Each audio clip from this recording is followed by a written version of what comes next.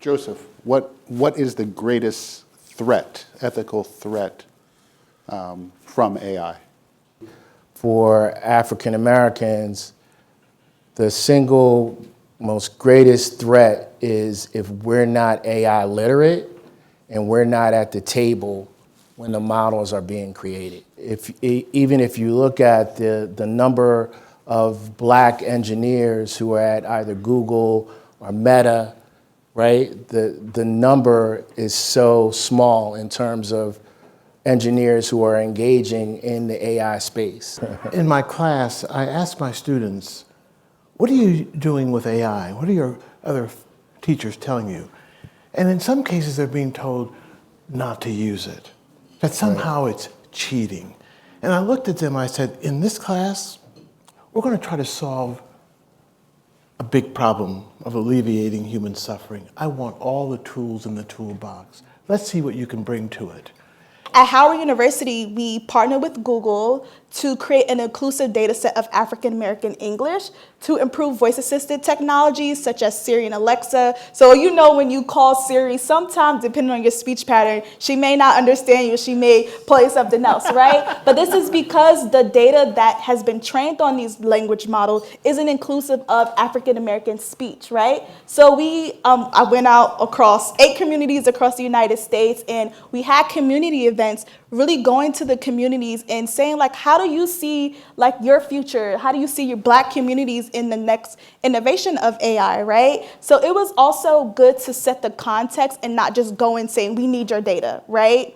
But we concluded with 600 hours of Black speech audio, and we are benchmarking those data sets, and we actively, some members on our team is also kind of getting more dialects from like Gullah Geechee region and things of that nature. But to have an inclusive data set that we can now train these models on so it can pick up our voices. So those are just a few projects that I've been a part of. One of the ways we're using or attempting to use geo AI with community-based violence interruption programs, particularly people who are on the front lines, to get ahead of where gun violence may occur.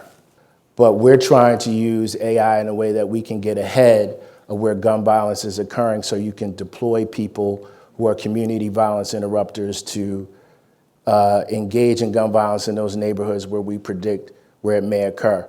And so when you go to a community violence intervention site, they're kind of already doing it, but it's in a very rudimentary way where they may have a map and they're placing sticky posters on a map where gun violence is occurring, right? So you can see that they're already doing it, but we can actually advance that by using Geo AI.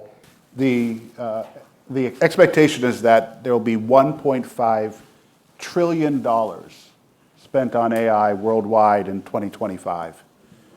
I would posit to you, as the distinguished panelists pointed out, very little of that money is showing up in our communities. It's incredibly important that we push for that money to be in our communities. It's incredibly important that we get corporations to bring us to the table as opposed to use us as their subjects.